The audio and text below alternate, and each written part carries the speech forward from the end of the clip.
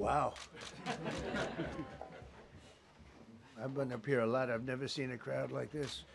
I think we need a ballroom, and that's happening. It's going to be a beautiful ballroom. This is really a lot of people, most I've ever seen in this room.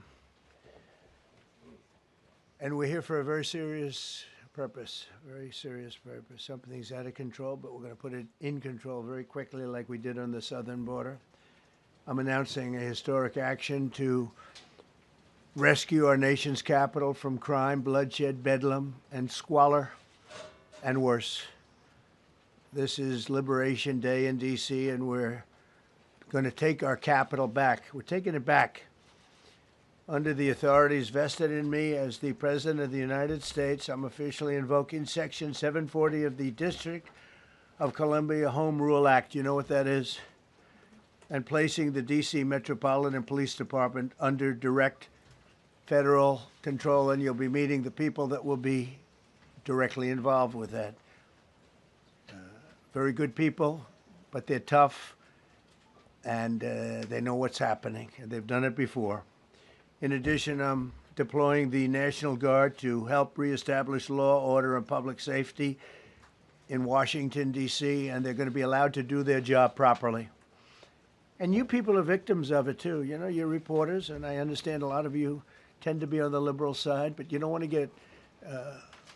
get mugged and raped and shot and killed.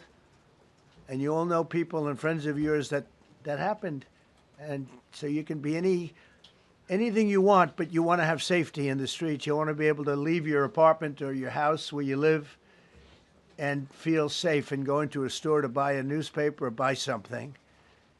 And you don't have that now. The murder rate in Washington today is higher than that of Bogota, Colombia, Mexico City, some of the places that you hear about as being the worst places on earth, much higher. This is much higher.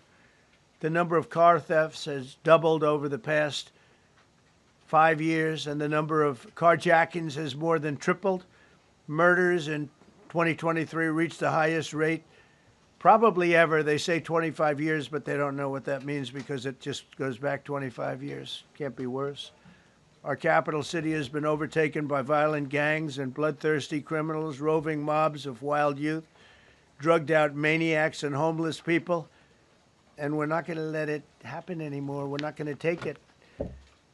Just like we did on our southern border. Nobody comes through our southern border anymore. 3 months in a row, we had zero. I don't know if that's right, but the people that do the work, it's a very liberal group of people, actually, and they actually said zero for the last 3 months. Nobody thought a thing like that was possible. And, when you take a look at numbers, I just saw some charts. These are different cities throughout the world. Red is, okay, the red is a place called Washington, D.C. Look at these. Baghdad we doubled up on Baghdad. Panama City, Brasilia, San Jose, Costa Rica, Bogota, Colombia, heavy drugs. Mexico City, I mentioned, Lima, Peru, all double and triple what they are. So do you want to live in places like that? I don't think so. I don't think so. And I think the people in this room, if you wrote correctly, you'd see, look at the kind of numbers we have. D.C., 41 per 100,000, number one that we can find anywhere in the world. Other cities are pretty bad, but they're not as bad as that. Is that where you want to live? The reporters of the world? Juvenile offenders and crimes against persons, as they say. It's getting worse. Not getting better, it's getting worse. And we had a recent indication. There was a story about a man who was just left. He quit because he was asked to do phony numbers on crime. And we're going to look into that. I think Pam is going to be looking into that. But he was asked by the city, I guess, that we don't want to show the real numbers. Let me do numbers so it looks like it's going down. Not going down. And under Biden, it was a disaster. And nobody did anything about it. We're going to do things about it like you wouldn't believe.